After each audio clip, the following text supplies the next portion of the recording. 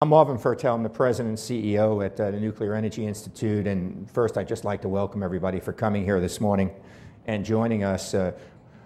Many of you, if not all of you, come to our February briefing, which we do when we're up here for our executive committee meeting. We thought in light of the Fukushima accident and particularly the NRC's issuance of their 90-day report a week ago, we would take the opportunity to be here to give you our take on it and more importantly, to try and answer your questions that you may have regarding what's going on in Japan, what's going on here, and things like that. So that's the goal for this morning. I'm going to try and finish my comments in 20 minutes or a little bit longer and then open it up for questions. What I'd like to do, I know there's media here, I'd like to take questions from the financial community, and if the media folks could hold their questions, I'll meet with you as soon as we break here and you can ask me whatever you want. But I'd like to let the financial folks ask their questions and then let them get out of here to go do their day jobs, which I know that they want to do as soon as they can. So that would be the priority. It's a nuclear thing, but at every one of our meetings we try to make sure people are safe, and here we're on the 20th floor. We're not planning fire drills or fires today, but if there is a fire, the exit, it doesn't look like it works, but it's off to my left and around that way. You don't run through the wall and bungee down. You actually have a way out. So, and we're not planning any fires, but in case there is, the elevators won't work, so we got to go that way. All right, what I'm going to cover today is basically our response, which many of you may be familiar with, to the accident of Fukushima. I'll discuss what we've seen come out in the NRC's 90-day task force report, which is now public. And I'll cover a bit of a snapshot of what's going on and then basically open it up for discussion on the reaction to Fukushima. So shortly, like 4 days after the Fukushima accident occurred, the Institute of Nuclear Power Operations, which is our sister organization in Atlanta that was formed after the 3 Mile Island accident to actually push the industry towards operational excellence, began to issue what they call INPO incident event reports. And the first one that they issued was directed at having the plants go out and do what seemed to make an awful lot of sense, go out and do walk-downs to make sure that from a flood standpoint, from a seismic standpoint, and then from severe accident management standpoint, what we thought we had in place was working, and we were ready to exercise and implement it if we had to. And that included, for instance, after the 9/11 attacks here, the Nuclear Regulatory Commission required us to do things at the plants in the event of an aircraft impact at a site to make sure that if our pumps and motors didn't work, we could get water to the core or to the spent fuel pools, and fundamentally that was through diesel-driven pumps and things like that. So they went out to look and make sure that equipment existed, that the people were trained on it. That was sort of the initial thrust. And while we found in general and overwhelmingly everything where you wanted it to be and everybody prepared, we didn't find it unanimously. So at a nuclear plant, when something isn't right, you put it in what we call a corrective action program. And that's what was done with anything that we found that was not the way we thought it should be, whether it was I wasn't trained to do what I had to do or a piece of equipment wasn't functional the way it should have been. And I can't tell you right now that everything we identified that went into the corrective action program has been fixed. We think it has, and we actually have INPO out surveying to confirm that, but we do expect that it has been fixed.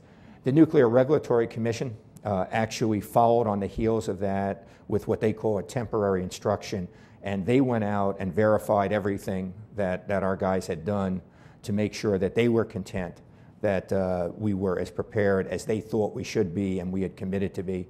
And their conclusion was that we were prepared, and they actually reported that at a commission meeting 30 days through their 90-day review. INPO has since issued 2 more incident event reports, one related to the used nuclear fuel pools, making sure that we could get water to the pools in the event of the need to do that because the systems weren't working. I'll diverse for a second here. At Fukushima, there's been a lot of discussion, particularly during the accident, about what was going on in the pools. And at one point, actually, there was fear that the used fuel in the pool had been totally uncovered, and there was even fear at one point that it had collapsed, the Unit 4 pool. The best information we have right now is that all the pools, Units 1, 2, 3, and 4, basically have survived the accident quite well, and that the fuel that's in them has not been damaged, except for maybe some structural damage done due to the earthquake and equipment falling on the pool. But from a nuclear standpoint, it appears that they never uncovered the fuel, or if they did, they were able to recover it fast enough. That's the latest information that we're getting from Tokyo Electric Power Company, as they're doing both physical visits by their people, but mostly they're doing drones that are giving them films and camera views of what's going on in the pool. So the pools may turn out to be a much better story at Fukushima than initially envisioned by everybody. The other thing that INPO is looking at, and they haven't quite issued it yet, but it's soon, is they're looking at what do we need to do to increase what we call coping time if we lost off-site power and we lost AC power on-site, which is basically our ability to keep our batteries operating for a longer period of time than we currently do. And they're issuing something on that shortly that will have the companies go out and do looks at that. The other incident event report that they put out is one that has little to do with Fukushima, but has a lot to do with the way we're looking at how we need to respond to Fukushima, which is to make sure that our operators continue to stay focused on doing what's most important, the safety at the plants. That is the top priority. There are differences that I'll touch on between us and Japan. One of the areas where we think there's major differences is in the operator preparation, the operator licensing. And we don't want our operators and our operations staff diverted to stuff that maybe we should do, but not as high priority that we should rush to do some of it. And we're very sensitive to that in making sure that we stay focused on safety right now, not just changing things for the sake of changing things. The other thing, because it is a broad issue, what's happened at Fukushima, there's obviously things we need to do with the plants. There's things that we need to do with this community and with others, the political environment and others, the media, to keep them abreast of what's going on. There's technical issues that are going to come out, et cetera. What we've done is we've formed an industry organization, which is a coordinated effort among NEI, the Institute of Nuclear Power Operation, the Electric Power Research Institute, which does research for the entire utility industry, but also specifically for the nuclear industry, and then our utilities and our owners groups for the major vendors. And that's an important effort for us to do and stay coordinated. And we've built this plan on 7 building blocks. And block number 1 is the one I was referring to before, which is keep your eye on operating the plant safely. Okay, and that's, to us, the most important thing we want from the operations staff. It's the most important thing we want from management at the sites. So there are things at Fukushima, no question, that will improve safety at our plants, some lessons learned. Implementing them effectively is critical, but making sure we don't divert our staffs now from what they should be focused on to do that is also critical. So if you look at the 7 building blocks, what you see is number 1 is the one to make sure we stay focused on safe operation and not divert from that as we accommodate the lessons learned. And then you look and you see that we're also looking at what do we do to implement the lessons learned. And there's two places we're looking at that. One is lessons learned from the standpoint of the plants. What are the things we think that could be most helpful from Fukushima to make the plant safer? The other lessons learned is how did we respond as organizations to both help in Japan, which is going on from the beginning and goes on to this day, as well as to communicate here, as well as to do things here. So there's another lessons learned activity on how NEI, INPO, EPRI, our utilities, our industry responded to the accident in Japan, and what can we do smarter and better. We learned from the BP Horizon experience a number of things, and actually had changed our emergency plan at NEI and at INPO and at EPRI based upon a lessons learned on the BP Horizon experience. And we had changed that before Fukushima. We had actually planned an exercise in the spring of this year. We actually had a real exercise in March. But it was good that we had made the adjustments we had, because it actually helped us be better prepared and clearer on what we were doing. And if you look at the other blocks there, you can see it's covering everything from technical analysis to communications activities everywhere, politically, et cetera, and then looking at what can we do better internationally, because there are a lot of lessons learned that's coming out of that. Okay, let me turn now to the NRC 90-day report.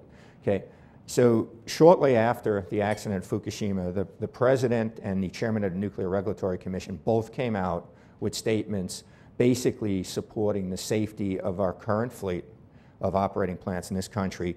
And the President called for the NRC to do a 90-day review to make sure if there were things that we had to do quickly to improve safety, that was identified during that 90-day review. And the NRC put together a task force. Basically, it was about a half a dozen people, 4 senior managers, reporting up to a Deputy Executive Director for Operations at the Nuclear Regulatory Commission. And they went ahead and took a very focused and concentrated look at the accident at Fukushima and looked to see what is there that they thought might be necessary to do. They reported to the Commission at a 30-day increment and a 60-day increment, and now the 90-day report is out. And they've had a Commission meeting just last week on that, and they have a public meeting on July 28th to share the information from the 90-day report. At the 30-day, 60-day, and 90-day, and in the report, they concluded over and over again that the current plants are operating safely and there's no imminent threat to the safe operation of those plants. Okay? And that's something that we believe is true. That doesn't mean we can't take lessons learned and won't take lessons learned from Fukushima and actually enhance safety even better than we are right now. And there are things that make a lot of sense to us.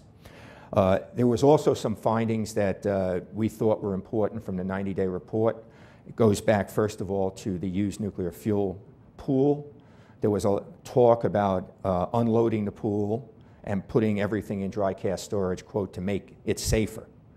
They have not recommended that. They basically are not looking to do that. I think that technical people, both at the NRC and in the industry, recognize that from a safety standpoint, the used fuel is safe in the pools, it's safe in dry cask storage. There's benefits potentially in either case, but from a safety standpoint, the key thing in the pool is get water to the pool, and that's what we focus on.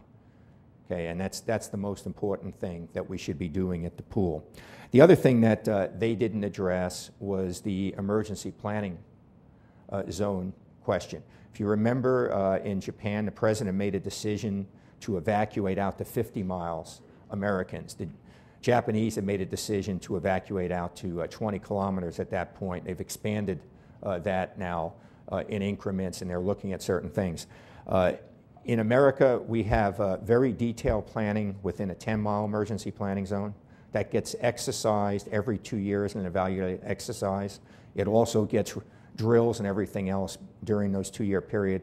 And then we have a 50-mile, what we call ingestion pathway zone, where basically you would be doing monitoring if you had an accident in a nuclear plant, really very similar to what the Japanese are doing right now. You'd be looking for any problems as far as food pathway due to contamination or whatever, and you'd be looking to see whether or not there was any localized spots where you might want to relocate even people out beyond the 10-mile EPZ. And that's, in all honesty, what the Japanese have been doing around Fukushima now for the last month or two.